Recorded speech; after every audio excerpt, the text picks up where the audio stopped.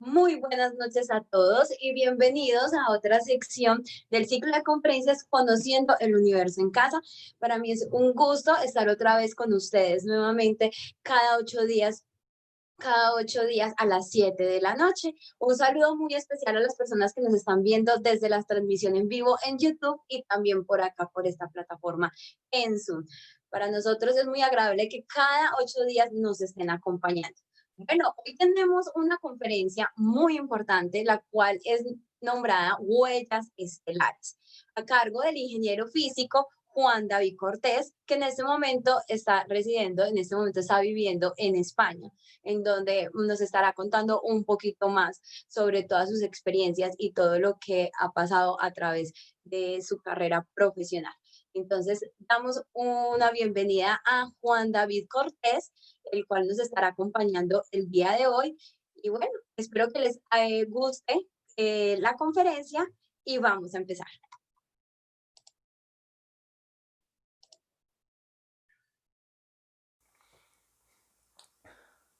Bueno, muy buenas noches para todos. Mi nombre es Juan David Cortés. Soy ingeniero físico egresado de la Universidad Tecnológica de Pereira. También hice parte del grupo de investigación en astroingeniería Alfa Orión hasta el año pasado, donde tuve la oportunidad de desarrollar mi trabajo de grado, específicamente en la línea de espectroscopía, que es un poco el tema del que vamos a tratar hoy.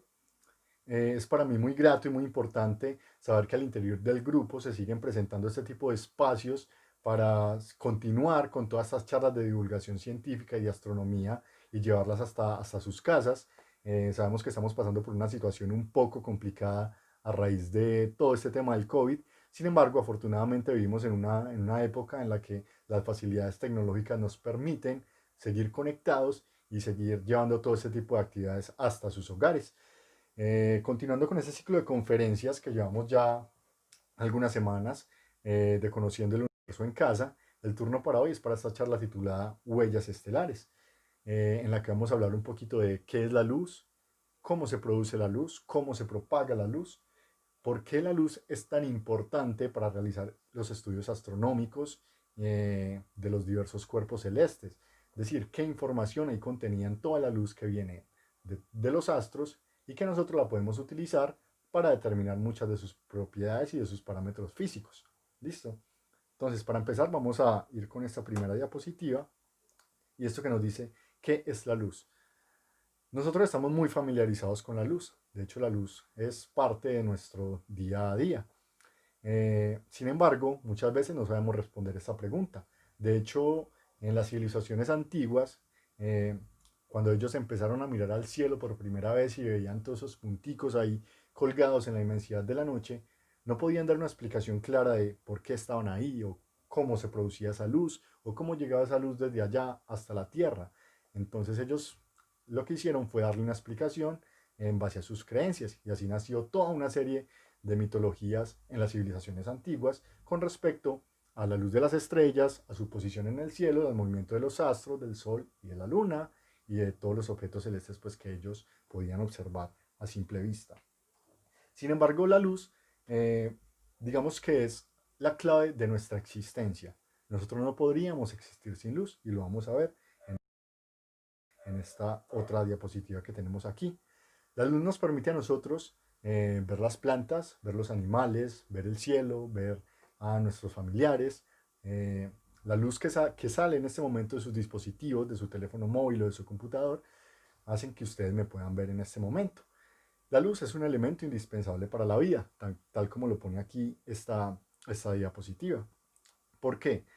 Básicamente digamos que dos de las cosas más importantes que nosotros necesitamos para vivir. Uno, el oxígeno, que es el que nosotros necesitamos para vivir.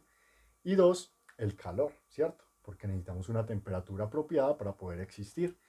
En la primera imagen, en la parte superior, podemos observar un mini esquema del sistema solar en el que podemos observar una banda azul en la que se encuentra efectivamente la Tierra. Esta banda nosotros la llamamos la zona habitable, ¿cierto?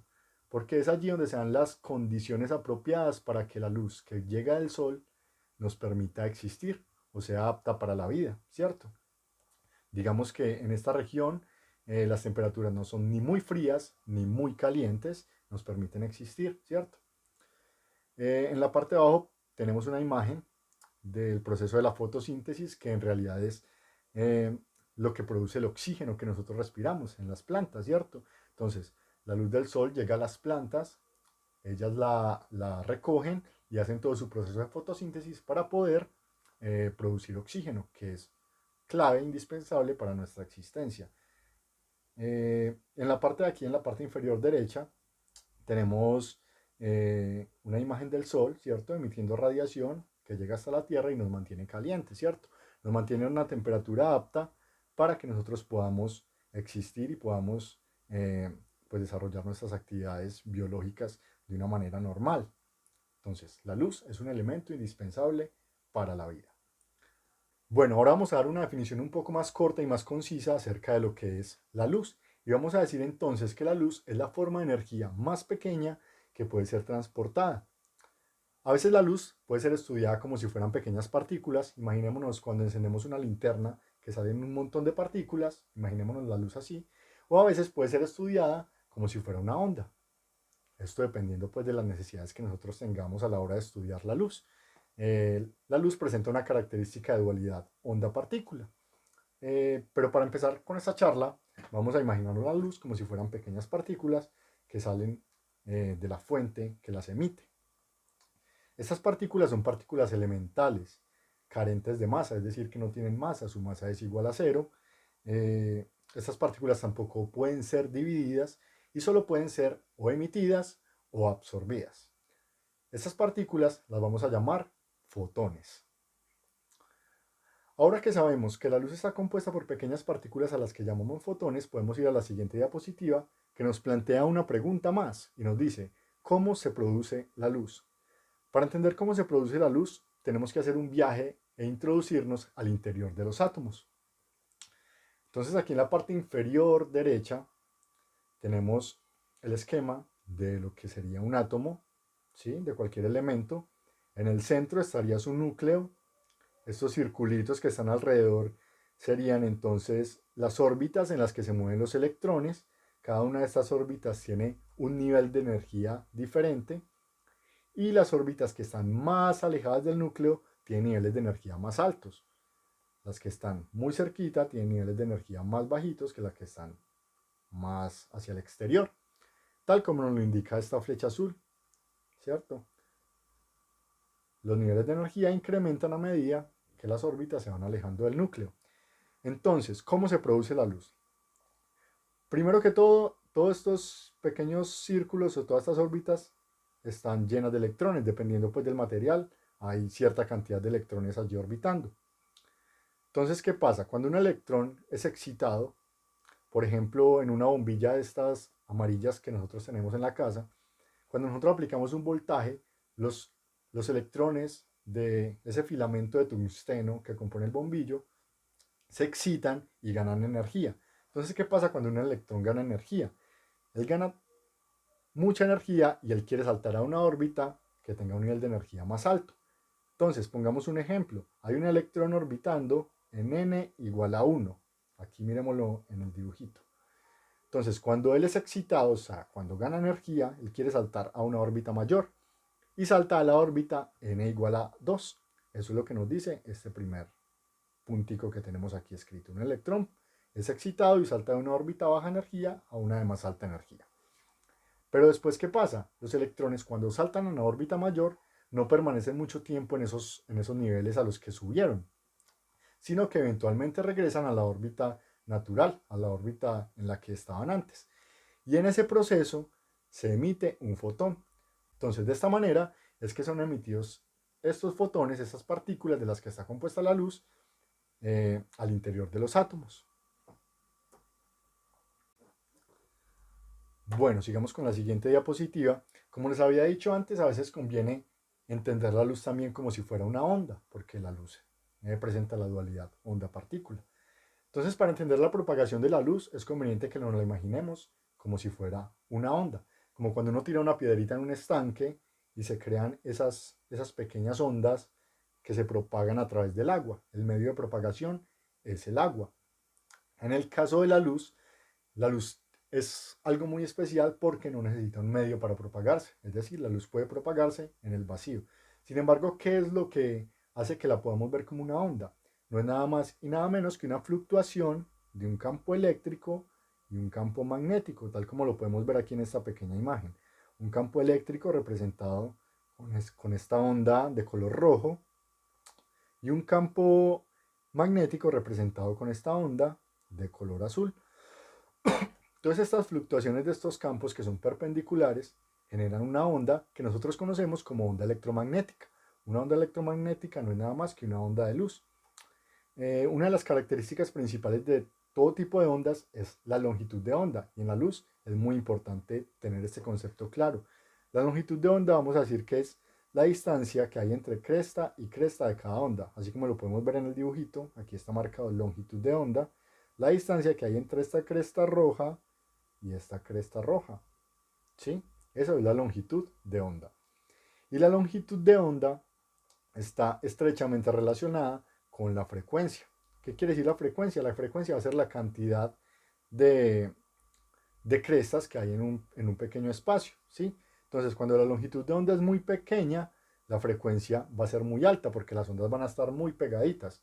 Cuando la longitud de onda es muy alta, la frecuencia va a ser baja porque ahora las ondas van a estar más separadas. La energía de estas ondas electromagnéticas está dada por esta ecuación, y creo que es la única ecuación que vamos a tener en toda la charla, y es que la energía de esta onda electromagnética es igual a H, que es la constante de Planck, por la frecuencia. Entonces, esta va a ser la fórmula que nos relaciona la energía que transportan las ondas electromagnéticas con la frecuencia a la que ellas están vibrando.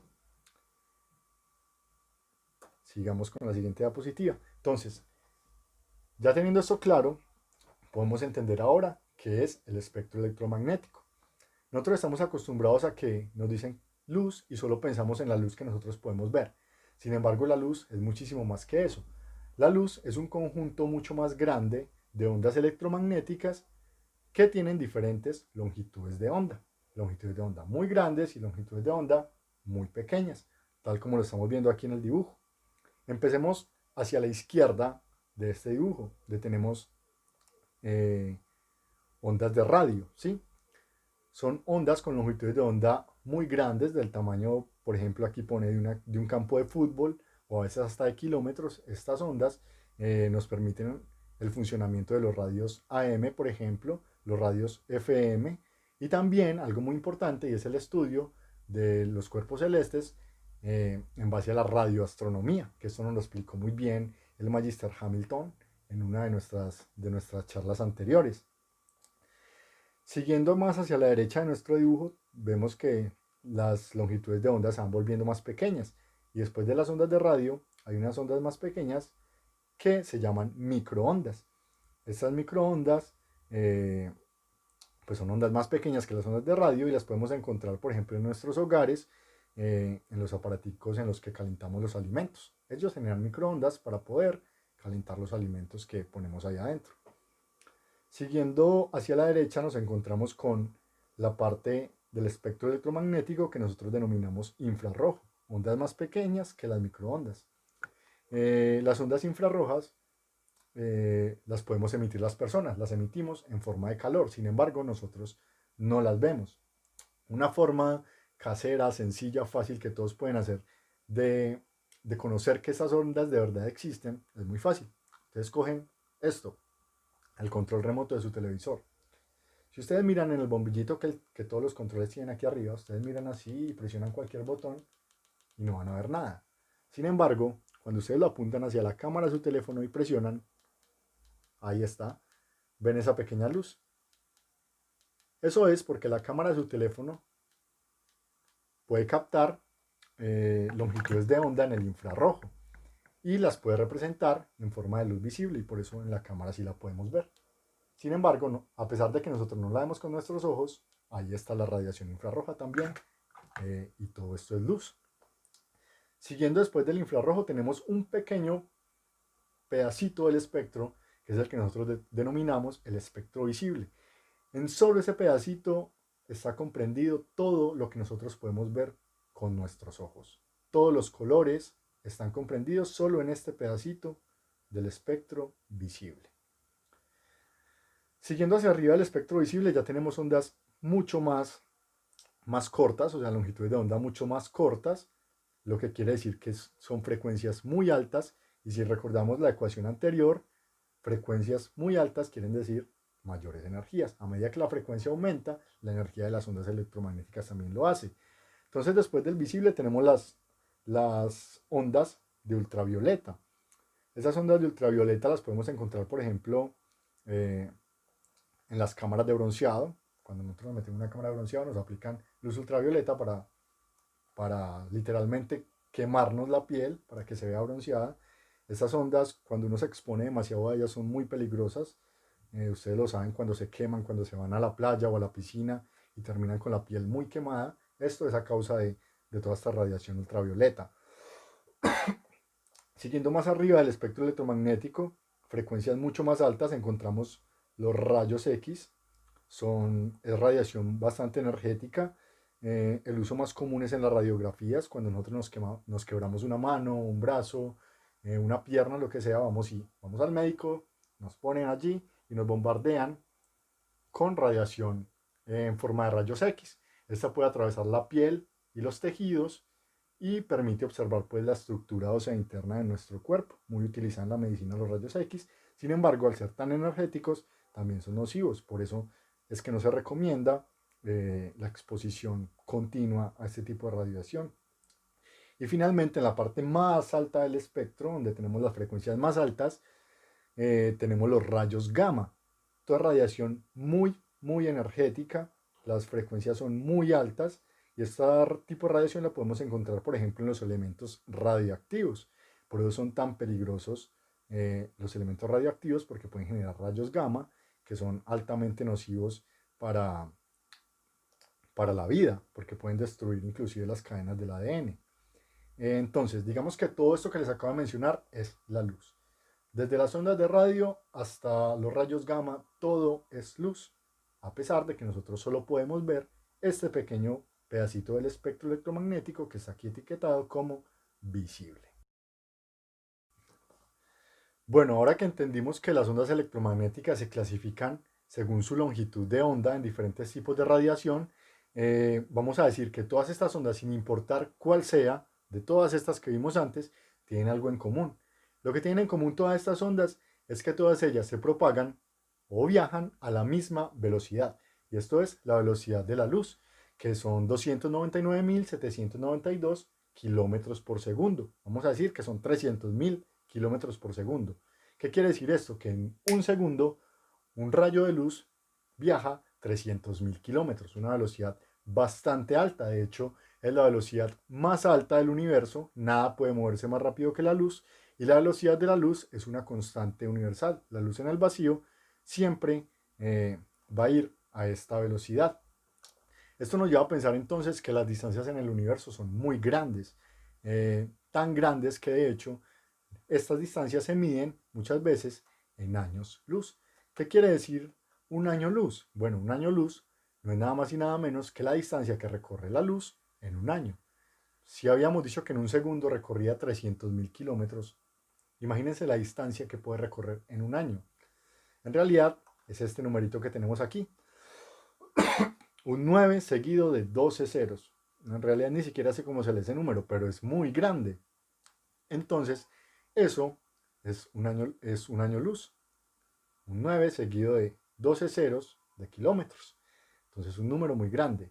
Las distancias en el universo muchas veces se miden en año luz. Vamos a decir de pronto algunos de los objetos que tenemos en el cielo a cuánta distancia están de nosotros. El Sol, por ejemplo, está a 8.3 minutos luz. ¿Qué quiere decir esto? Que la luz que sale del Sol le toma 8.3 minutos en llegar hasta nosotros. La estrella más cercana a la Tierra, obviamente después de nuestro Sol, es Próxima Centauri, y esa estrella se encuentra a 4.3 años luz de distancia. La luz que salió de Próxima Centauri hace 4.3 años, recién hoy está llegando hasta nosotros. Por ejemplo, el centro de nuestra galaxia, el centro de la Vía Láctea, está a 26.000 años luz.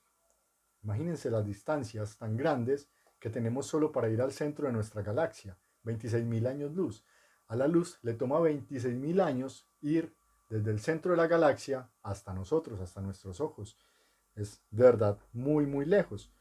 Por ejemplo, la galaxia de Andrómeda, que es la galaxia más cercana a la Vía Láctea, está a 2.5 millones de años luz. Muchísima distancia a la luz le toma 2.5 millones de años en ir desde Andrómeda hasta la Vía Láctea. Entonces vemos que las distancias en la astronomía son bastante grandes. Por eso medimos estas distancias en años luz, ya que la velocidad de la luz es también muy grande. Y bueno, muy bonito todo esto de las longitudes de onda y de la velocidad de la luz, pero en realidad, ¿cómo podemos extraer información de la luz? ¿O por qué es importante la luz? ¿O qué información le puede brindar a un investigador la luz que proviene de las estrellas? Bueno, esta historia no empezó sino hasta que Sir Isaac Newton, ese señor que tenemos aquí en la diapositiva en la parte superior izquierda, realizó uno de sus experimentos y fue que cogió un prisma de estos que, como los que ustedes pueden comprar en una papelería del centro, eh, sobre el cual hizo incidir un rayo de luz solar, un rayo de luz blanca. Y él observó que al hacer esto, obtenía un haz de luz que contenía todos los colores, como un arco iris, tal como lo podemos ver aquí en la imagen. El rayo de luz llega, pega en el prisma y se descompone en luz de todos los colores. A esta descomposición en todos los colores le llamó espectro y es una palabra clave en todo lo que vamos a seguir charlando de ahora en adelante. Newton fue más allá y cogió un prisma invertido e hizo incidir este haz de luz descompuesto, o sea, el de todos los colores, lo hizo incidir nuevamente en un prisma invertido y observó que otra vez se combinaban y salía un rayo de luz blanca. Este experimento lo que le permitió a Newton fue deducir que la luz blanca no era más que la composición de luz de todos los colores, es decir, que la suma de la luz de todos los colores otorgaba la luz blanca. Bueno, y ahora que sabemos que la luz blanca no es nada más que la combinación de todos los colores, podemos entonces introducir el siguiente tema, y es cómo nosotros con nuestros ojos podemos percibir esa parte del espectro electromagnético al que llamamos visible. Sabemos que nuestros ojos tienen unos fotorreceptores que son sensibles, unas neuronas fotosensibles que son sensibles a la luz, a las cuales se llaman conos y bastones. Vamos a decir que los bastones son sensibles a la intensidad de la luz y los conos son sensibles a las diferentes frecuencias de la luz o a las diferentes longitudes de onda. Entonces, ¿qué pasa cuando un rayo de luz alcanza nuestro ojo? Lo que pasa es que se desencadena una reacción química que genera un impulso nervioso que viaja a través de nuestro nervio óptico, ¿sí? A la luz llega a nuestros fotorreceptores, se genera una reacción química, un impulso eléctrico que viaja por el nervio óptico hasta la parte del cerebro donde es interpretada y donde nosotros podemos interpretar esa información en forma de una imagen. Los humanos tenemos tres clases de conos, cada uno es sensible a cierta longitud de onda. Como tenemos tres clases de conos, entonces se dice que los humanos tenemos una visión tricromática. Por ejemplo, los perros solo tienen dos clases de conos, por lo tanto ellos ven el mundo un poquito más descolorido, por decirlo así, y se dice que tienen una visión dicromática. Las abejas, por ejemplo, tienen 4 tipos de conos. Ellos pueden ver inclusive luz en algunas partes del espectro electromagnético del ultravioleta. Entonces, esto les sirve mucho a ellas para todo el proceso de polinización. Entonces, ven el mundo un poquito más diferente que nosotros. Lo ven con muchos más colores. Como tienen 4 conos, se dice que tienen una visión tetracromática. Finalmente, como un dato curioso, por si lo quieren investigar, es que la langosta mantis, un animalito, tiene 12 tipos de fotorreceptores. Imagínense la cantidad de colores que este animal puede ver. Es increíble la forma en la que tal vez las imágenes se crean en el cerebro de este animal. Entonces, esta es la forma como nuestros ojos o como nuestro sistema se adaptó a interpretar las diferentes longitudes de onda del espectro visible. En ese espectro de Newton, él dejó escapar algo muy importante. Y no fue sino hasta 1815, cuando Joseph von Fraunhofer, este otro señor que tenemos aquí a la derecha de Newton, que era un científico, además un artesano supremamente hábil, quien logró refinar muy bien el sistema de prismas que utilizaba Newton, y de hecho observó el espectro a través de un telescopio. Y al mirar por ese pequeño telescopio, Fraunhofer lo que descubrió es que se veían los colores muy nítidos Pero aparte de eso encontró un pequeño detalle que será clave en toda esta historia. Y es que Fraunhofer encontró que en todo ese espectro de todos los colores había una serie pequeña de líneas oscuras. Ni siquiera eran igualmente espaciadas, sino que estaban distribuidas aparentemente al azar. A estas líneas, Fraunhofer logró identificar alrededor de 576 líneas, pero ¿qué significaban esas líneas? Fraunhofer nunca llegó a saber qué era lo que significaban esas líneas que él había encontrado en el espectro del Sol. Así que fue en 1859, es decir, casi 50, más de 50 años después, cuando llega otro señor muy importante en esta historia, y es Gustav Kirchhoff, un físico alemán.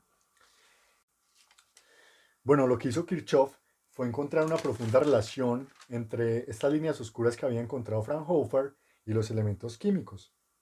Kirchhoff dedicó gran parte de su vida a quemar todo lo que se encontrara: cobre, carbón, sodio. Él cogía estos elementos y los calentaba con una llama caliente hasta que ellos se volvían incandescentes y emitían luz. También energizaba tubos en los cuales había introducido ciertos gases hasta que emitieran luz. Y él estudiaba los espectros de todos estos tipos de elementos, tal como lo había hecho Fraunhofer. Sin embargo, Kirchhoff lo que encontró es que para cada tipo de elemento, las líneas oscuras que aparecían en el espectro tenían una distribución característica, es decir, para cada elemento habían ciertas líneas que eran invariantes. Siempre que él quemaba ese elemento aparecían esas mismas líneas. Esto es muy importante, ¿por qué? Porque entonces en ese momento Kirchhoff se dio cuenta de que cada elemento tenía una forma de identificarse a través de esta técnica, ¿sí? A partir de ese momento, entonces, nace toda una herramienta para la ciencia, para los científicos, para examinar y estudiar absolutamente todo lo que emitiera luz. Podíamos entender de qué estaban compuestas todas las cosas que emitían luz. El Sol, por ejemplo, y hasta las estrellas lejanas o las galaxias, porque también emiten luz. Entonces, en base a esto, a saber que eh, todos estos espectros están impregnados de unas líneas oscuras como si fuera un código de barras, tal como lo vemos aquí. Por eso pongo esta huella aquí en la mitad de esta flecha, porque es como una huella digital de cada elemento. Entonces, cada objeto que emita luz puede ser identificado de esta manera, su composición química. Es muy importante para la ciencia. Este descubrimiento de líneas espectrales inclusive dio pie para que se descubrieran elementos que aún no se conocían en la Tierra. Cuando se estudió el espectro del Sol, encontraron que había unas líneas que no concordaban con ninguno de los elementos que se conocían aquí. En el Sol, cuando esto se identificó un elemento en 1878 al que se llamó helio. El famoso helio fue identificado en el Sol y no pasarían sino 17 años hasta que ese elemento se encontrara aquí en la Tierra. Entonces descubrimos un elemento en el Sol que no conocíamos aquí en la Tierra en base a todos estos descubrimientos que hicieron estos señores que les estoy mostrando aquí. ¿Y cómo? Pues estudiando las líneas, estas líneas oscuras que aparecían en el espectro, que a partir de ahora las vamos a denominar líneas espectrales. Vale, solo imagínense la emoción que produjo ese descubrimiento en estas personas cuando se analizó la luz de las estrellas y se dieron cuenta de que esas estrellas estaban compuestas exactamente de los mismos materiales de los que estamos compuestos nosotros, de los que está compuesta nuestro planeta, nuestra Tierra, nuestro sistema solar. Es decir, que miraban al universo y veían objetos tan lejanos que estaban compuestos exactamente de los mismos elementos. Entonces la conclusión a la que ellos llegaron es inevitable. Estamos hechos del mismo material del que están hechos todos los objetos celestes. Y aquí es donde cobra tanta fuerza esa frase que tal vez muchas veces hemos escuchado, y es que estamos hechos de polvo de estrellas. Estamos compuestos de la misma materia que están compuestas las estrellas. Bueno, y en base a todos los estudios y experimentos de todos estos señores tan importantes que mencionamos antes, es que nace toda una nueva técnica para estudiar cualquier objeto que emita luz. Esta técnica nosotros la llamamos espectroscopía. En nuestro caso particular vamos a decir que es espectroscopía astronómica porque vamos a estudiar la luz que proviene de los objetos celestes. Ya sabemos lo que es un espectro. Es simplemente la descomposición de la luz visible en todas sus longitudes de onda. Entonces vamos a decir que hay varios tipos de espectros. Primero vamos a decir que hay un espectro continuo, tal como se muestra aquí en la primera imagen. Esto es un espectro continuo, que es producido por un objeto denso, caliente, ya sea un gas denso, un objeto líquido o un objeto sólido incandescente, como por ejemplo el filamento de tungsteno de una de las bombillas que ya mencionamos antes. Como es un filamento sólido, cuando este se calienta y brilla, emite luz, pues produce un espectro como este primero que tenemos acá, continuo. Hay también espectros de emisión, como el que está aquí en la mitad, que es aparentemente un fondo negro en el cual se ubican unas líneas brillantes. Consiste simplemente en líneas brillantes en algunas longitudes de onda específicas. Esto depende pues del material que esté emitiendo luz. Un espectro de este tipo solo puede ser producido por un gas caliente de baja densidad. Este tipo de espectros, por ejemplo, los podemos encontrar en estas lámparas halógenas, en las que son un gas introducido dentro de un tubo al que se le somete un voltaje y emiten luz. Lámparas de neón, lámparas de argón, lámparas de hidrógeno, lámparas de helio, emiten este tipo de espectros de emisión. Y por último están los espectros de absorción. Estos son los que más nos interesan porque estos son los espectros que nosotros obtenemos de las estrellas. Estos espectros son producidos cuando la radiación de un cuerpo caliente, cuando la luz que emite un cuerpo caliente pasa a través de un gas frío que absorbe pues ciertas longitudes de onda muy específicas y que hacen que aparezcan estas líneas oscuras en el espectro, así como las líneas oscuras que encontró Fraunhofer en el espectro del Sol. Entonces, esto es muy importante porque este es el espectro que nosotros obtenemos de las estrellas. En base a todo esto, ya sabemos que toda esta técnica que se desarrolló en base a la espectroscopía, empezaron muchos estudios, hay muchas personas, muchos investigadores a estudiar diferentes tipos de cuerpos celestes, en especial las estrellas, y estudiar sus espectros. Estudiaron sus espectros y encontraron que algunas se parecían a otras, habían otras muy diferentes, y todo esto llevó a que se creara todo un proyecto de clasificación espectral de las estrellas. Entonces vamos a la siguiente diapositiva, donde nos dice clasificación espectral. La clasificación espectral, vamos a decir entonces, que nace a partir del proyecto que lideró la astrónoma Annie June Cannon bajo la dirección del también astrónomo Edward Pickering. Esto fue publicado a principios del siglo XX, 1918, 1924 más o menos, en ese lapso de tiempo, y fue publicado con el nombre de Henry Draper Catalog en la Universidad de Harvard. Este sistema se forma a partir de grupos en los que se utilizan las letras del alfabeto O, B, A, F, G, K y M, siendo las estrellas de tipo O las estrellas más calientes y las estrellas de tipo M que son las estrellas más frías, tal como lo vemos pues aquí en esta tablita que tenemos aquí, donde aparece el tipo espectral O, B, A, F, G, K y M. Tenemos la temperatura superficial de cada tipo. Digamos que la temperatura está directamente relacionada con el tipo espectral de la estrella. Y algunas de sus líneas espectrales características. Vamos a decir que eso es lo que nos interesa. Entonces el tipo espectral O tiene líneas características de helio, nitrógeno, carbono. Por ejemplo, una estrella tipo G como nuestro Sol tiene líneas fuertes de calcio, hierro, metales neutros. Y aquí en la última columna podemos ver una estrella típica de cada uno de los tipos espectrales que tenemos aquí. Entonces, ya sabemos cómo se clasifican las estrellas en sus diferentes tipos espectrales, dependiendo de todas esas líneas características que podemos encontrar en ellas a través de esta técnica de la espectroscopía. Bueno, en base a todos estos estudios y a toda esta clasificación espectral de las estrellas, nace uno de los diagramas más importantes, o que por lo menos todas las personas que tienen que ver con astronomía han visto alguna vez en su vida, y es este que les voy a mostrar aquí, el diagrama Hertzsprung-Russell. Este diagrama sintetiza básicamente todo lo que es la clasificación espectral. En el eje inferior, en el eje horizontal inferior, tenemos la clasificación espectral por el tipo espectral. Aquí tenemos las letras que les había mencionado ahora, O, B, A, F, G, K y M, los diferentes tipos espectrales. En el eje superior tenemos las diferentes temperaturas. En el eje izquierdo tenemos la magnitud absoluta y en el eje derecho tenemos la luminosidad. Digamos que este diagrama sintetiza y en él se puede ubicar cualquier estrella dependiendo pues de su tipo espectral, su temperatura, su luminosidad.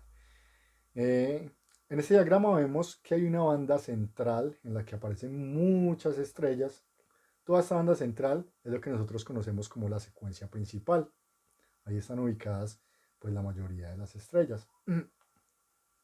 Hacia la parte superior derecha vemos que se encuentran las estrellas gigantes, las estrellas supergigantes, y hacia la parte izquierda vemos que se encuentran las estrellas supergigantes, pero en color azul.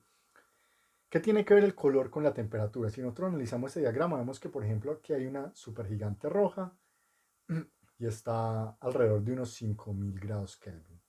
Y por aquí tenemos una supergigante azul y está alrededor de los 20.000 grados Kelvin. ¿Por qué el azul es más caliente que el rojo? A veces nosotros tendemos a pensar que las cosas rojas son más calientes que las cosas azules. Sin embargo, eso no es así. Si nos vamos otra vez al espectro electromagnético, nosotros podemos ver que cuando las longitudes de onda son muy pequeñas, ¿sí? Son muy cortas, la frecuencia es muy grande. ¿Y qué pasaba con la energía cuando la frecuencia era muy grande? Pues que la energía también era más grande. Entonces, en la parte del espectro electromagnético, miremoslo aquí, ¿cuáles tienen longitudes de onda más pequeña? Efectivamente el azul.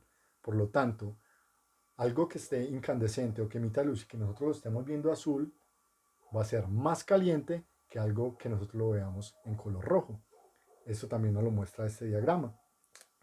Y en la parte inferior izquierda, por aquí en la parte inferior, tenemos lo que nosotros llamamos las enanas blancas. Entonces, lo que es el diagrama Hertzsprung-Russell es básicamente sintetizar toda la clasificación espectral en un dibujo.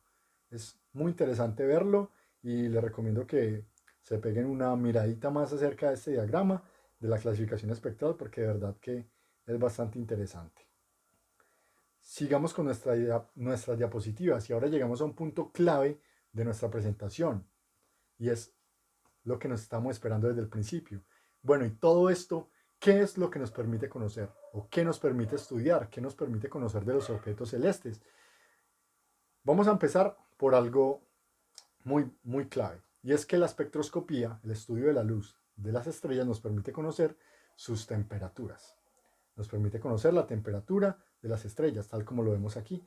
Aquí vemos, por ejemplo, una estrella roja, una estrella amarilla y una estrella azul. Y ya vamos a ver cómo es que por medio de la espectroscopía podemos conocer la temperatura de ellas.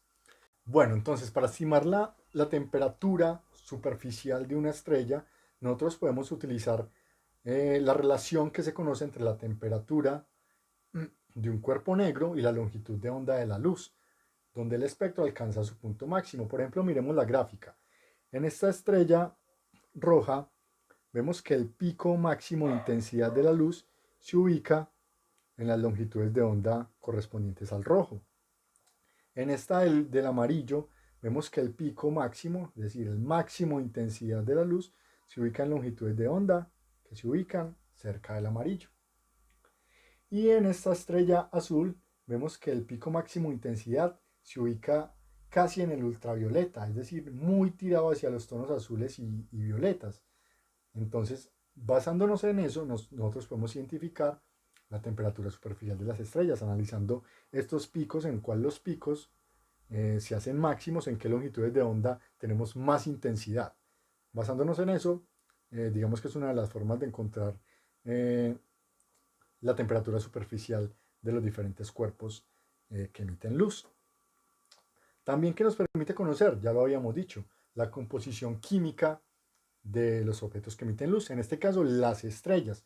Podemos tener la composición química de las estrellas simplemente analizando su espectro.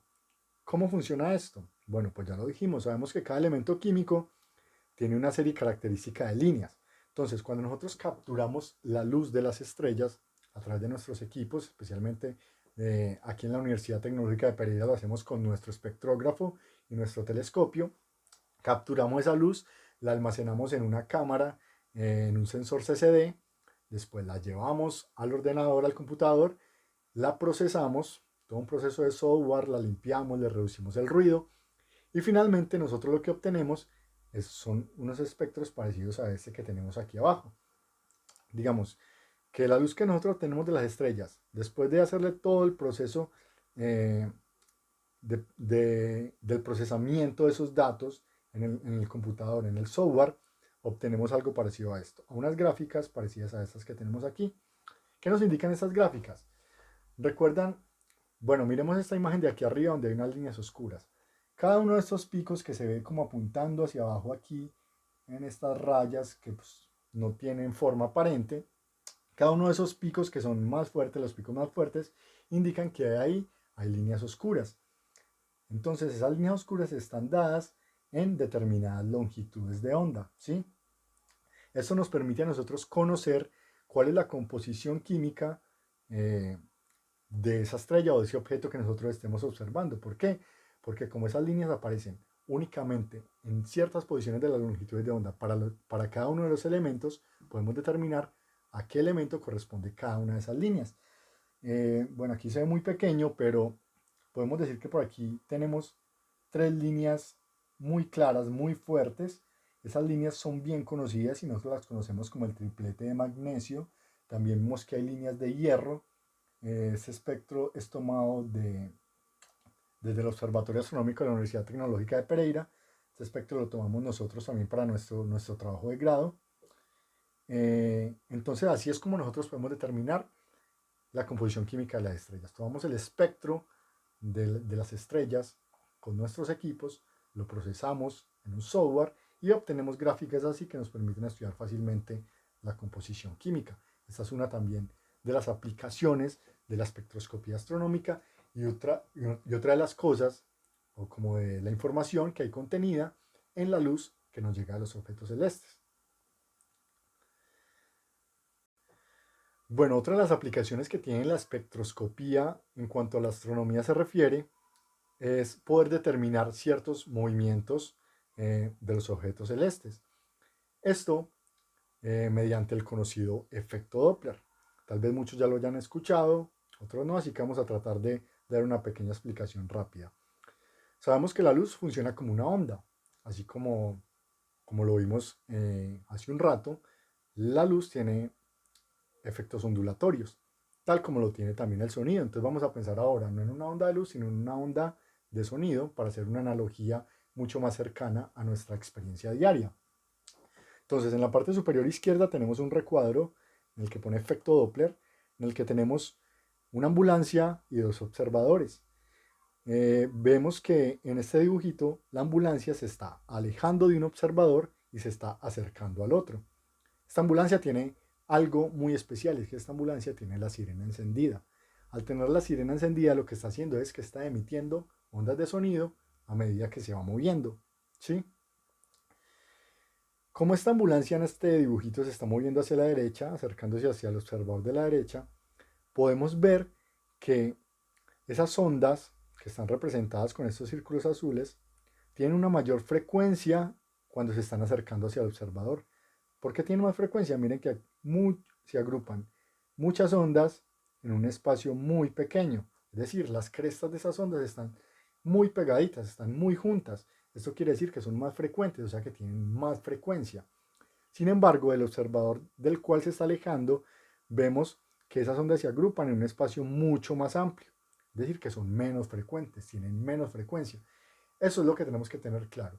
Cuando una fuente que emite ondas se acerca hacia nosotros, estamos recibiendo las ondas con más frecuencia, ¿sí? Cuando se está alejando de nosotros, esas ondas tienen una frecuencia mucho más baja. Ahora, llevando esto a la luz, podemos hacer una analogía similar. Como ya sabemos que la luz es una onda, entonces pasa algo parecido. Por ejemplo, en este recuadro negro que tenemos aquí a la derecha, donde dice método de velocidad radial, es un método que nosotros utilizamos a estudiar la luz y estudiar las líneas espectrales que producen ciertos objetos. Esta técnica es muy utilizada sobre todo para encontrar exoplanetas. Fue utilizada mucho para encontrar exoplanetas, planetas que están moviendo, orbitando alrededor de estrellas. Entonces lo que hace la técnica básicamente es recoger la luz de la estrella en la que creemos que hay un planeta orbitando, ¿sí? Entonces esa luz es recogida por nosotros desde la Tierra. Hay que tener en cuenta que como hay un planeta orbitando esa estrella, la estrella se va a mover en torno al centro de masa de todo el sistema planeta-estrella. Entonces el movimiento de esa estrella va a crear en algunos casos que la frecuencia de las ondas de luz que nosotros recibimos aumente y en otros casos que disminuya. Por ejemplo, vemos aquí 4 dibujitos. Cuando la estrella está mirando directamente hacia nosotros, pues nosotros no notamos ningún tipo de cambio en el espectro. Sin embargo, en el momento, pasamos a al segundo circulito, en el momento en cuando la estrella se está alejando de nosotros, pasa algo similar a cuando la ambulancia se aleja de nosotros. Y es que la frecuencia disminuye, y cuando la frecuencia disminuye, la longitud de onda aumenta, ¿sí? Entonces, como la longitud de onda aumenta, tenemos que las líneas espectrales de esa estrella van a estar corridas hacia el rojo, porque aumenta la longitud de onda, ¿sí? Entonces, estas líneas se van a mover hacia el rojo. Contrario pasa en el último circulito, cuando la estrella se mueve hacia nosotros, tenemos que la frecuencia es mayor. Por lo tanto, la longitud de onda disminuye, esa longitud de onda se vuelve mucho más pequeñita y nosotros la vemos las líneas espectrales ya no corridas hacia el rojo, sino corridas hacia el azul. Un ejemplo de ya llevado pues a la forma en como nosotros analizamos los espectros, como les mostré ahorita gráficamente, es lo que tenemos aquí en la parte inferior. Tenemos dos espectros en el que hay una línea muy prominente, ¿sí? En ambos casos. Sin embargo, vemos que es el mismo espectro, pero está como un poquito desfasado. Este corrimiento es el que nosotros utilizamos, el que llamamos corrimiento Doppler, el que se utiliza para determinar la velocidad a la que esta estrella se está acercando o se está alejando de nosotros. Esto nos permite, a través de estudios espectroscópicos, determinar que efectivamente hay un planeta cercano. Esta técnica sirve para planetas muy masivos y muy cercanos a la estrella. Entonces, que hay un planeta muy masivo y muy cercano a la estrella orbitando en torno a ella y hace que ella se mueva con respecto al centro de masa del sistema. Por otra parte, tenemos aquí en la parte izquierda este recuadro negro, también muy importante. ¿Por qué? Porque esta técnica no solo sirve para estrellas, sino que sirve para cualquier tipo de cuerpo que emita luz. En este caso voy a hablar de la espectroscopía aplicada a galaxias. Esto fue muy importante, por ejemplo, cuando Edwin Hubble, por allá en 1929, aplicó espectroscopía a galaxias muy lejanas, y él observó que esas galaxias se estaban corriendo hacia el rojo, o las líneas espectrales de esas galaxias estaban corridas hacia el rojo. ¿Qué quiere decir esto? Que esas galaxias se estaban alejando de nosotros. Entonces esto es lo que le permitió a Hubble establecer la velocidad a la que esas galaxias estaban alejando de nosotros, y él se dio cuenta que absolutamente todas las galaxias se estaban alejando. Entonces, ¿qué quería decir esto? Que el universo era un universo que estaba en expansión. Esto dio pie a todo lo que nosotros conocemos pues como la teoría del Big Bang. Y aquí lo podemos ver entonces en esta pequeña gráfica que tenemos aquí, donde tenemos A y B. Otra vez volvemos a decir, cuando las galaxias, si se estuvieran acercando hacia nosotros veríamos estas líneas corridas hacia el azul, porque entonces las frecuencias de las longitudes de onda serían muy pequeñas.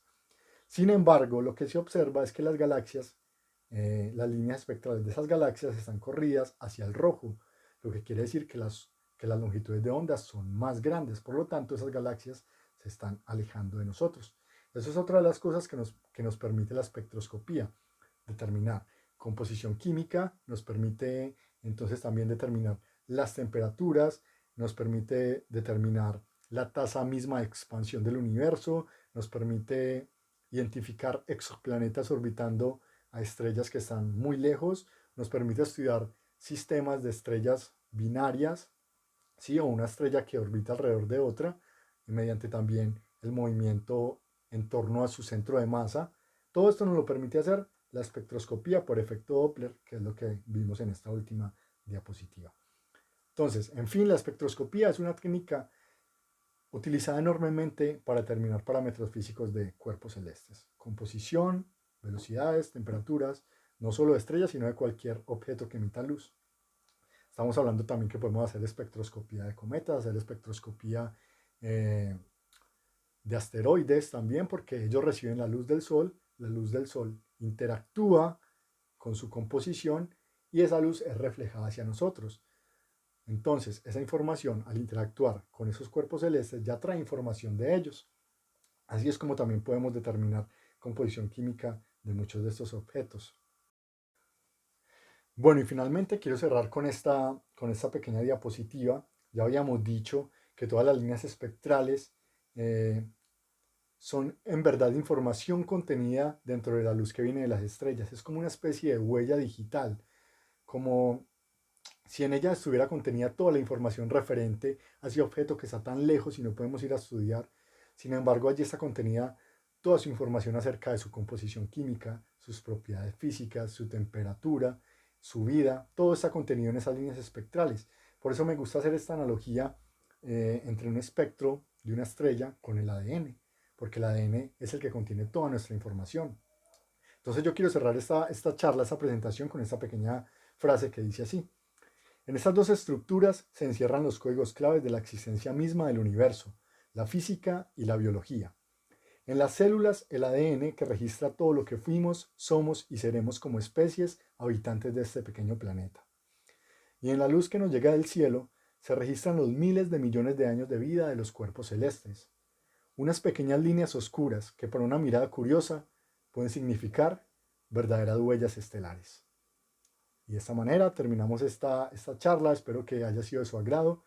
Y no siendo más, muchísimas gracias. Y quedo atento entonces a cualquier pregunta o duda o comentario que tengan al respecto.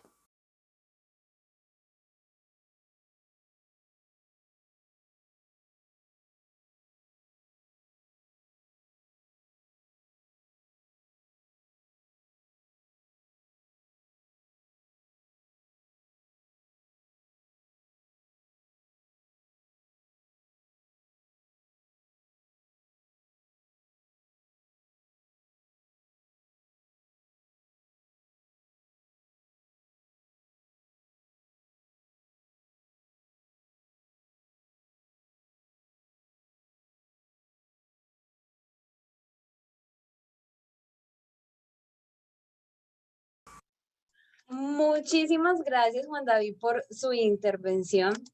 La verdad fue bastante, bastante chévere el tema como tal. Bueno, vamos a empezar entonces como tal con las preguntas. Tenemos una por acá por Zoom. Recuerden a las personas que nos están viendo en YouTube que también las pueden realizar por ahí y nosotros se las hacemos pasar como tal al conferencista. Listo. Bueno, vamos con una pregunta de Eric Hernández Acosta. Él nos dice, acabamos de aprender que con la espectroscopía puedo saber la composición química, temperatura y si el objeto se aleja o se acerca con el efecto Doppler. Entonces, por ejemplo, ¿qué investigaciones puedo hacer yo, por ejemplo, desde y con las herramientas del Observatorio Astronómico de la universidad? No sé si... Bueno, claro, listo. En el observatorio, ¿me están escuchando bien? Sí, te estamos escuchando perfectamente. Vale, perfecto. Del Observatorio Astronómico de la Universidad Tecnológica de Pereira, yo creo que es muy importante darle vida a esa línea de espectroscopía que es tan importante y relativamente nueva, en la que se han hecho algunos trabajos ya, pero en lo que hay mucho por recorrer. El observatorio cuenta con las herramientas, un espectrógrafo, el IRES-3, ¿sí? De hecho, fue el que nosotros utilizamos en compañía de Jocelyn en nuestro trabajo de grado. Muchos trabajos se pueden hacer en base a la espectroscopía. Digamos que todo lo que le mencionamos aquí se puede hacer desde la Universidad Tecnológica de Pereira, ¿sí? Contamos con los equipos, las herramientas necesarias para esto. Podemos determinar, hacer espectroscopía solar, por ejemplo, hacer espectroscopía planetaria. Por ejemplo, tenemos a Júpiter que es muy brillante y la luz de Júpiter nos puede dar mucha información acerca de él. Podemos determinar, no sé, muchas cosas, parámetros de movimientos de estrellas que estén orbitando en una a la otra, como lo mencioné, muy corto, en lo cuanto a las estrellas binarias, que es muy importante también, como estos sistemas, porque hay que entender que las estrellas no son solo punticos a veces que están ahí solos, sino que muchas de ellas son sistemas múltiples, es decir, que hay 2, 3 o más estrellas orbitando entre sí en un juego, en una danza y como de estrellas. Todas estas técnicas nos permiten hacer esto. La línea de espectroscopía de la Universidad Tecnológica de Pereira está abierta para todos los investigadores futuros que quieran introducirse en este campo. Es muy bonito porque yo creo que, como lo acabamos de ver en la charla, pues hacer ese trabajo como de encontrar toda esa información contenida en algo tan, tan complejo como es la luz, porque a veces, bueno, digamos que todavía no la entendemos en su naturaleza completamente. Entender toda esa información que viene en la estrella es muy importante. Ahí está el espectrógrafo, hay mucho por hacer, hay estudios en diferentes resoluciones que se pueden dar, en alta resolución, en baja resolución, para hacer diferentes estudios. Pues creo que es una herramienta dentro de la universidad para explotar totalmente. Totalmente de acuerdo, Juan David. Bueno, muy bien. Vamos con una pregunta que nos hacen desde YouTube. Listo, vamos con Astro Caldas. Él nos pregunta, ¿qué software y qué librerías se utilizan para el procesamiento de imágenes en espectroscopía? Bueno, pues personalmente nosotros hemos utilizado en el Observatorio Astronómico el software IRAF, ¿sí? Que es en el software en el que hemos hecho toda la reducción de espectros, eh, haciendo pues la correspondiente, el preprocesamiento, su reducción de ruidos, la eliminación de rayos cósmicos, la preparación pues de todos estos espectros que nosotros tomamos desde allí mismo. Y posteriormente, pues todo lo que es el procesamiento con la identificación de las líneas espectrales se hace también en el mismo software. Este ya contiene todas las librerías, de hecho ya está desarrollada todo un plan de manejo de estos espectros dentro del observatorio. Todo esto lo hicimos en Aira. Eh, no sé qué más decir referente a eso. Es el software que nosotros hemos utilizado. Sin embargo, ahorita entre los observatorios se está empezando a utilizar otra herramienta eh, que es, se me fue, MIDAS. Sí, MIDAS, que se está empezando a utilizar desde el observatorio. No tengo mucha experiencia con él porque pues básicamente todo lo que he hecho hasta el momento en compañía de Jocelyn ha sido 100% en IRAF. Excelente. Bueno, vamos con una que nos realiza Luisa. ¿Qué nos puedes decir de los espectros de planetas en el sistema solar o alrededor de estas estrellas?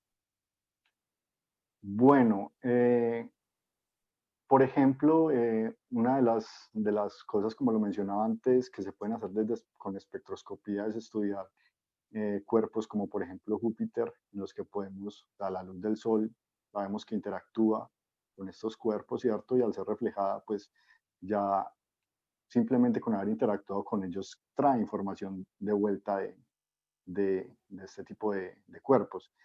Eh, es muy interesante también, por ejemplo, sabemos que, por ejemplo, Júpiter, vuelvo a mencionar Júpiter porque es que es uno de los planetas más interesantes, a mi parecer, de nuestro sistema solar. Y una de las cosas chéveres que se puede en espectroscopía, por ejemplo, con este planeta es determinar la velocidad de rotación, porque sabemos pues que este planeta está rotando sobre su propio eje, ¿cierto? Y una de las cosas que se puede hacer con espectroscopía a nivel, digamos, no es necesario mucho para realizarlo, sino que es un trabajo relativamente sencillo, es determinar la velocidad de rotación de estos planetas. Ya en cuanto a lo de los exoplanetas, eso sí no creo que lo podamos hacer desde la universidad porque necesitaríamos unos equipos mucho más precisos, ¿sí? Porque en las gráficas que les mostraba, por ejemplo, en los que se descubren exoplanetas, los cambios en las longitudes de onda por efecto Doppler son demasiado pequeños que necesitan de mucha precisión pues para no estar seguro que realmente hay un planeta allí orbitando ese tipo de estrellas. Ok, muy bien. Tenemos 4 preguntas de David Miranda, el cual pues son cortas. La primera, eh, ¿Qué representa la letra H en la ecuación de energía? Bueno, en la ecuación de energía, la letra H representa la constante de Planck. Muy bien. La segunda, ¿a partir de qué objetos se obtiene un espectro de emisión?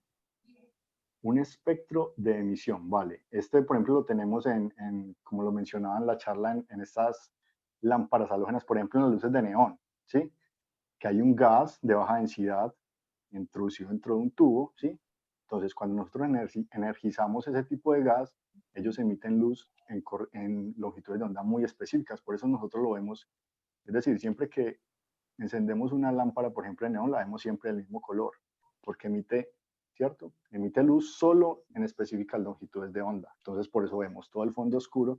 Y de hecho, esa es la forma en cómo nosotros logramos calibrar nuestras longitudes de onda de los espectros, utilizando estas lámparas, por ejemplo, que están en los laboratorios de física de la Universidad Tecnológica, y utilizamos estas lámparas y calibramos nuestros espectros en longitud de onda en base a ellas, porque son líneas que ya conocemos, es decir, son muy conocidas y sabemos en qué posiciones de la longitud de onda están exactamente esas líneas.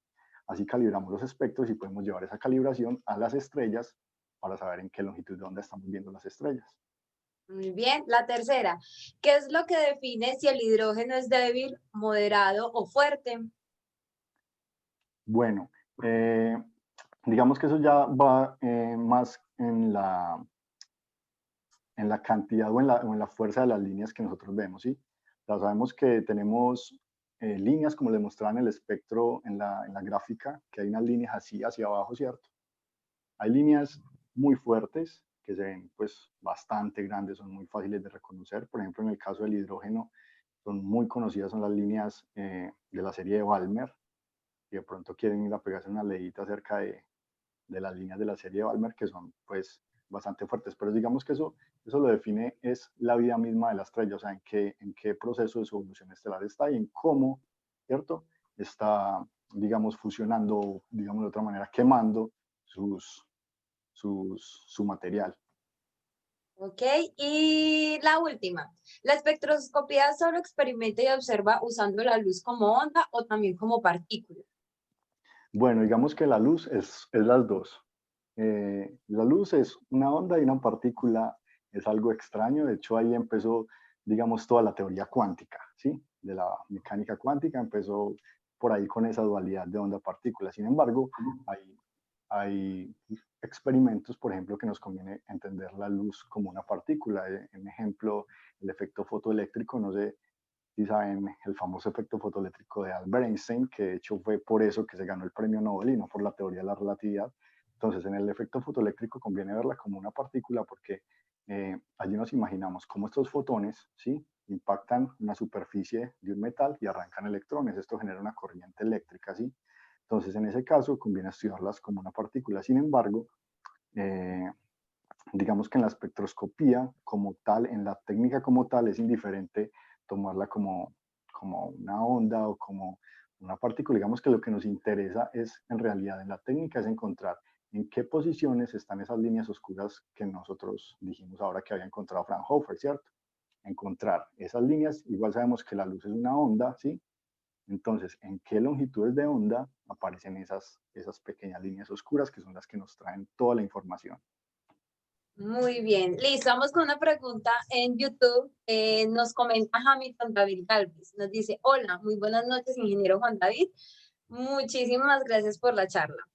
Una pregunta, ¿es posible conocer la cantidad de masa o la relación del porcentaje de cada uno de los elementos químicos de los que se está compuesto un cuerpo? ¿O solo podemos saber si tiene tal o cual, o solo podemos saber si tiene tal o cual material? Gracias. Si se puede, perdón, si se puede, me repite la pregunta, Sí, por claro. favor. ¿Es posible conocer la cantidad de masa o la relación de porcentaje de cada uno de los elementos químicos de los que están compuestos un cuerpo? ¿O solo podemos saber si tiene tal o cual material? O sea, solamente el material o se puede saber el porcentaje de masa con ayuda pues de la espectroscopía. Exactamente el porcentaje de masa de cada elemento que tiene. O la relación. Ujú. Vale, pues esa pregunta es un poquito complicada. Eh, la verdad, sinceramente, no lo sé. Sí se puede determinar la relación exacta de la cantidad de material que tiene una estrella. Digamos que nosotros podríamos, en la espectroscopía, en cuanto a efecto Doppler, podemos determinar inclusive la masa del cuerpo, ¿sí? Porque estamos viendo su movimiento y cómo está orbitando. Pero ya en sí decir está quemando tanta cantidad de hidrógeno, tanta cantidad de hierro, eso sí ya sería un poquito más complejo. Sin embargo, estudiando pues las líneas que nosotros tenemos, podemos determinar en qué etapa de la evolución estelar está la estrella, ¿sí? Porque en cada una de las etapas, digamos que las estrellas van quemando material de acuerdo al proceso evolutivo que lleven, ¿sí? Entonces, más que nada eso. Muy bien, listo. Vamos con una pregunta que nos hace Santiago Jiménez. Y nos dice, hola, mencionaste que con la espectroscopía se pueden medir velocidades radiales. ¿Es el único tipo de velocidad que se puede medir con la espectroscopía? No, no, de hecho, no necesariamente, como lo habíamos mencionado con las galaxias, de hecho, pues las galaxias no están, digamos que se están alejando, se están acercando de nosotros, son cuerpos que están en movimiento, ¿sí? Entonces, mediante efecto Doppler podemos determinar también esos movimientos y no son radiales, sino que son movimientos, digámoslo, eh, de una manera lineales, ¿sí? Porque se están alejando en una dirección de nosotros o se están acercando. Entonces, este tipo de cuerpos también los podemos estudiar con la espectroscopía y de hecho, pues así fue como tengo entendido que lo hizo Hubble para descubrir la tasa de expansión del universo. Excelente. Vamos con una pregunta de Lu. ¿Qué consideras que es lo más importante instrumentalmente al tomar un espectro? El espectrógrafo.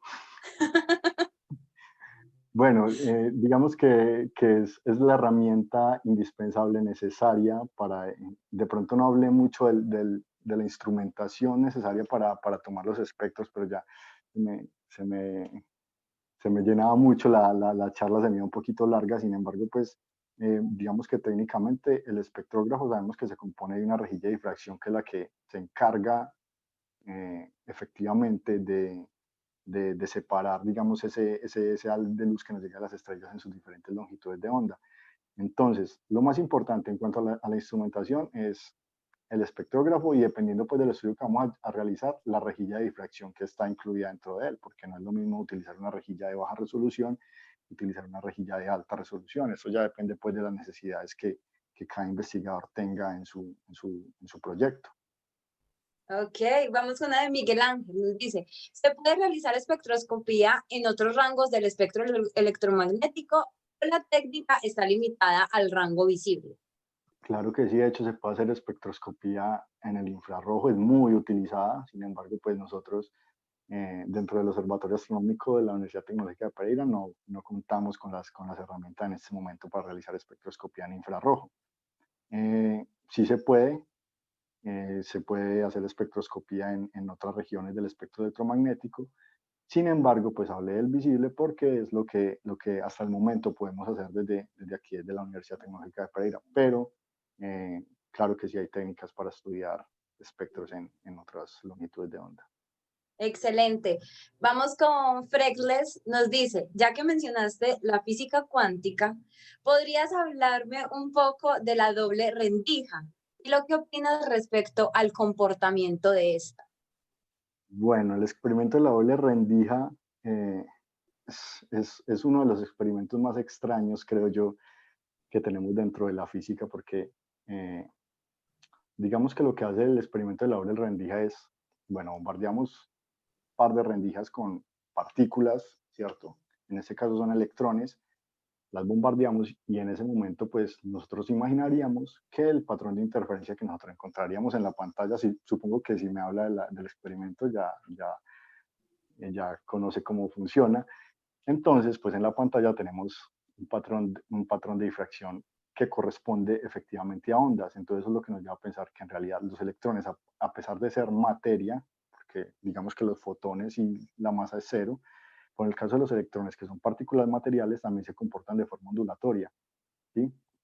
Entonces, pues ahí se abre todo un campo de estudios en el que la verdad no soy experta en física cuántica. Sin embargo, me parece muy interesante saber que, digamos que ahí donde se rompe como todo lo que habíamos conocido de la física clásica, donde veíamos los cuerpos como partículas solamente. Sin embargo, aquí entendemos que partículas materiales también tienen comportamientos ondulatorios y eso es un poquito ya un terreno un poquito más avanzado. Muy bien. Eric Hernández nos hace otra pregunta. Nos dice, ¿qué genera el ruido? ¿Es la perturbación de la luz al entrar en la atmósfera del planeta o algo más genera ese ruido? Bueno, en cuanto a los espectros que nosotros tenemos, hay varios tipos de ruido. Digamos que hay ruidos naturales, o sea, producidos por efectos naturales, es decir, por ejemplo, cuando la luz de las estrellas entra en nuestra atmósfera, queda cargada con líneas atmosféricas, porque nuestra atmósfera está hecha pues de gases, ¿sí? Entonces, en esos gases también quedan huellas. Y en los espectros que nosotros tenemos, de hecho, tenemos muchas líneas que corresponden a líneas atmosféricas, ¿sí? Un lado por ahí. Hay otros tipos de ruido que vienen dados especialmente por la instrumentación, ¿sí? Digamos que en el momento de tomar las fotografías sabemos que estamos con equipos electrónicos. Esos equipos electrónicos, en el momento de capturar las imágenes, sabemos que obviamente cuando una cámara captura una imagen, tiene un aumento de temperatura en su sensor, ¿sí? Entonces, digamos, todos estos aumentos de temperatura hacen que en todos esos píxeles del sensor vayan también intensidades, digamos, de luz que no corresponden a la luz que estamos recibiendo de las estrellas. Todos estos tipos de ruidos se tienen que eliminar. Hay ruidos también naturales como los rayos cósmicos, ¿sí? Que estos pues son rayos cósmicos que nos están atravesando todo el tiempo provenientes del espacio. A veces se ven en nuestros espectros como puntos muy brillantes, sin embargo no corresponden a la luz de las estrellas, y todos estos tipos de ruido se eliminan precisamente en todo el preprocesamiento de software que se hace antes de analizar los espectros. Muy bien, Juan David. Bueno, vamos con mi última pregunta. Esta pregunta es relacionada a tu vida profesional. ¿Qué te ha dejado haber estudiado ingeniería física en la Universidad Tecnológica de Pereira? ¿Qué te ha dejado haber pasado como investigador y también como tal divulgador también en el grupo de astronomía Orión y también el grupo de astroingeniería Alfa Orión? ¿Qué te ha dejado todo eso en tu carrera profesional y en tu vida? Bueno, pues Jos, gracias por la pregunta. Yo creo que ha sido muy importante todo este proceso que he tenido dentro de la ingeniería física. Digamos que fue una carrera a la que afortunadamente decidí elegir desde el principio. Entonces estuve como con muchas ganas de tomarla desde siempre. Eh, Muchos la ven como una carrera muy difícil, sin embargo, la verdad no, es una carrera muy bonita donde se aprenden muchas cosas de muchísimos temas, muchísimas ramas, y eh, tenemos la oportunidad de aprender de astronomía, tenemos la oportunidad de aprender de electrónica, tenemos la oportunidad de aprender de, de física médica, de relatividad, de un sinfín de cosas, ¿sí? Entonces yo creo que esto nos enriquece mucho como profesionales, y nos ayuda como a definir más nuestro perfil, ¿sí? Y en cuanto al paso por el grupo de investigación al Forion, yo creo que fue una de las experiencias más bonitas que pude vivir en la universidad. Jocelyn muy bien lo sabe, cuántas noches pasamos cazando espectros, a veces no con muy buenos resultados debido al clima loco que tenemos en Pereira. Sin embargo, pues son experiencias muy bonitas.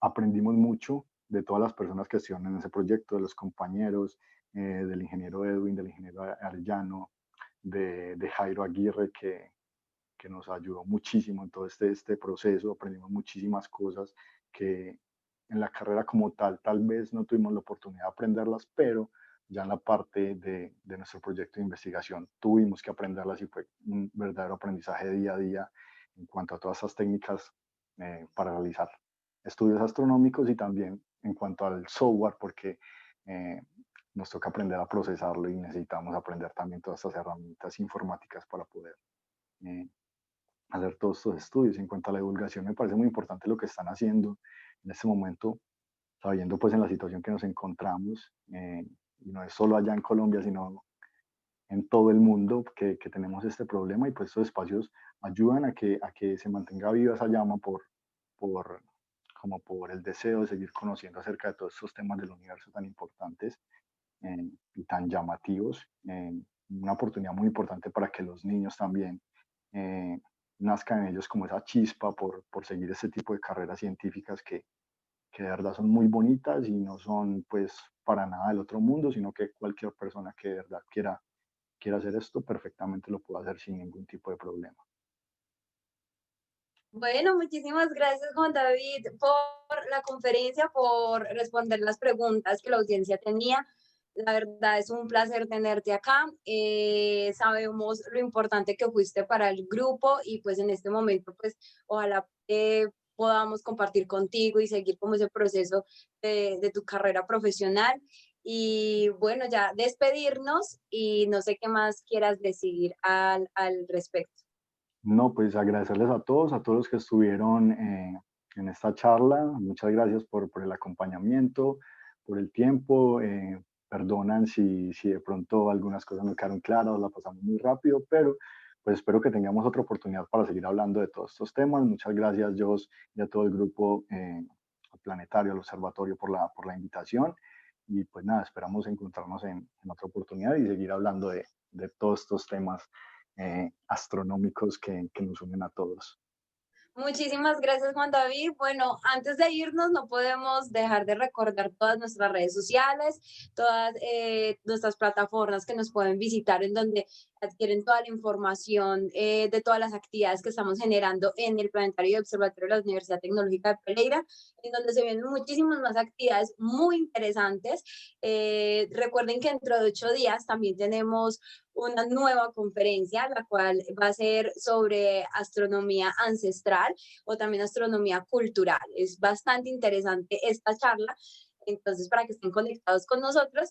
Nuestras redes sociales son en Instagram, POA UTP, en Facebook nos encuentran como Planetario Observatorio Astronómico UTP y también nos pueden visitar en la página oficial del planetario que es www.utp.edu.co/planetario astronómico, perdón, es slash planetario y ahí también pueden encontrar el cronograma de todas las actividades que tendremos estos meses. Entonces, nada, muchas gracias de nuevo, Juan David, y esperamos pues encontrarte en otra oportunidad. Y bueno, nos despedimos a todos y feliz noche para todos.